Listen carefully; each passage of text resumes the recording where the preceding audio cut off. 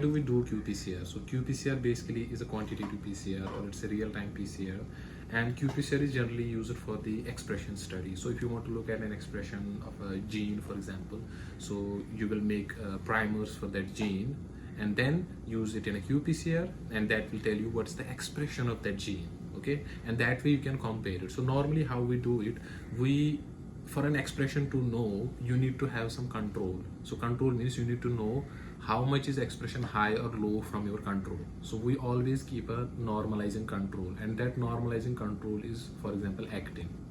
Generally in qPCR reactions, it's either actin or it's GAPDH. So you keep GAPDH or actin. So then when you do qPCR, you have signal for both. You have for GAPDH, actin, and your gene, right? Whatever you want to do.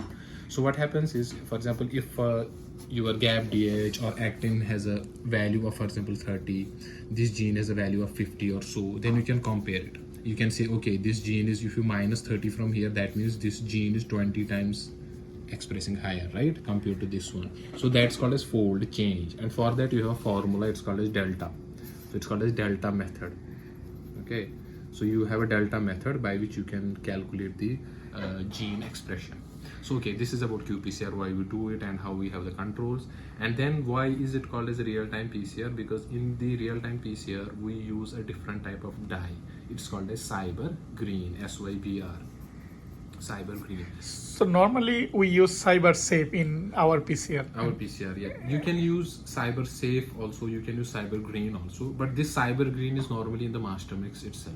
Okay, so there are different versions the companies sell. Some companies sell master mixes that are with the cyber green, and some they don't sell it with the cyber green. You have to add it on top of it. Okay, so generally nowadays cyber green is on there. And why cyber green? Because cyber green goes and it binds to the every amplicon that's amplifying, and when it binds to the amplicon, whenever it's amplifying, so that signal goes to the sensor, and sensor senses that signal and it displays on your computer. Okay? So I mean, there is a one kind of probe. This cyber green is... Yeah, there are two types of qPCRs. Okay, you are right, there are two types of qPCR. One is like for which you make a primer, and then you have cyber green, you just amplify it. The other one qPCR is for which people use different set of primers. They are already tagged primers. Okay, it's a different PCR. It's also qPCR, but it's more it's more difficult actually, and the primers are like more specific in that case, and for that case you need to synthesize specific set of primers. Okay, so you tell a vendor that I need these set of primers and they should have this tag at the back, and they will provide you the primers with that tag. Okay, but in general case, when you're doing a qPCR, you just buy the reagents from the company. It generally has cyber green. Nowadays there are different versions also. Okay, not only cyber green, they have different compounds, but they do the same thing. They will just emit light whenever an amplicon is amplified.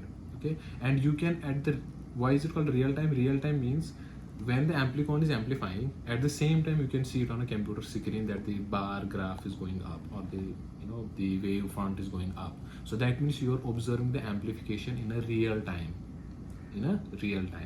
This is very important for qPCR. One more important thing about qPCR is the product size. Normally for qPCR, the product size is generally kept below 200 base pair, because in qPCR you don't use high fidelity enzymes like fusion. You don't use those because they're expensive. You use like normal enzyme.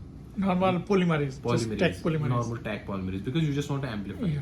And tag polymerase, what it does is it's not that efficient. If you keep product size very big, then it will take more time from going here to there, and the signal will come after a long time. So you want to keep product size small, so it just amplifies it very quickly and you get a signal value very quickly. So in real-time PCR, what is our extension temperature? It's 72. It's again 72, yeah. And I mean the annealing temperature usually we use 56, 58. So yeah, annealing temperature is also same.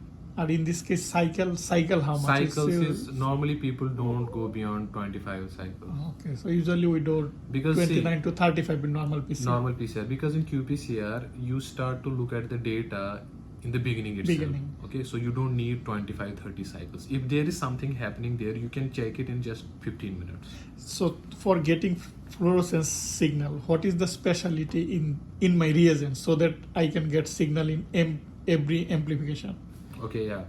So special things we used here? Yeah. So the special thing in qPCR is, see, rest of the reagents are same. Your TAC is same. Your DNTPs are same. Yeah, primer. Your primer, enzyme, everything is same. Okay. The only difference is you are using cyber green. Okay, or cyber dye. So the advantage of cyber dye is whenever an adenine or cytosine or any other base is incorporated, it will emit light. Whenever base is incorporated, it emits light. Okay, so that's an advantage of cyber. So when annealing occur, annealing means is DNTP is adding, Binding, yeah. binding, or it's length is going increasing and it will emit light. It will emit light, yeah. So whenever the base is added, the cyber comes in and it starts in between there. Okay, So in our normal PCR, what usually do after doing PCR for checking, in agarose we add cyber seal. yeah. And in qPCR, when I'm making the PCR Mixture, master here I am using cyber green, right? Yeah, there you're using cyber green because either you're adding it on top of it or it's already in the reaction mixture. Mixture. Because companies, what they do is they will sell you master mix. So you just need master mix, and then what you do is you take master mix. Master mix, then in the reagent it's included the cyber green, right? Yeah, it's everything is there except your primer.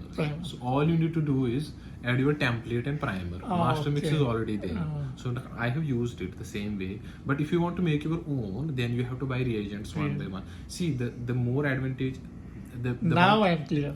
And there is one more thing you should know about the qPCR. For qPCR, you generally use cDNA. Okay, you use all the RNA. Basically, you use transcriptome. You don't use that normal genome. Okay, because there are introns and other things. You just need cDNA. So that's why there are two types of qPCR. One is one-step qPCR. The other one is two-step qPCR. So if you buy a reagent that has a reverse transcriptase enzyme separate, and then qPCR reagent, PCR reagent separate. If you do them one by one, so if you have, for example, genomic DNA, first you synthesize an entire cDNA in a separate reaction. Okay, then you have a tube that has cDNA, and when you are setting up the qPCR reaction, you are adding that cDNA to that qPCR reaction and then doing the PCR. Okay, that is called as two-step. So, and in this case, when we are doing RT-PCR, from mRNA to DNA and the PCR for suppose checking this virus. Yeah. So in this case, we need one for reverse transcription for making DNA, and then this case also two. But the thing is, you are doing it only one time. That's why it's called as one step. So one step means you don't need to have cDNA. You have RNA. You just add directly RNA and then start the reaction. But in that reaction, what you will do is you have a different reaction setup. So they will ask you first to incubate it for 30 degree for 20 minutes, because that time RT will work and it will synthesize cDNA from RT, and then they will say start the other cycle and it will start PCR. So the template is already there, so it's synthesizing the template from RNA again and then starting the PCR. That is one step, because you are doing everything. So now what is the difference between that PCR and reverse transcription PCR? In my case, there is a one-step mode, just cDNA is more there. And the thing is, you can do it either in a one single tube. That means when you are adding RNA, in that case you have a master mix that has reverse transcriptase also in it. Okay, they will tell you, you know that. Okay, but if it doesn't have reverse transcriptase, then you separately synthesize cDNA, and then when you are setting up a qPCR, you add cDNA as a template. So that is a two-step, because you first synthesize it cDNA and then you did the qPCR. It's called a two-step. And the other one is one-step or single-step qPCR. That means you just need to add RNA. You don't need to synthesize cDNA and everything.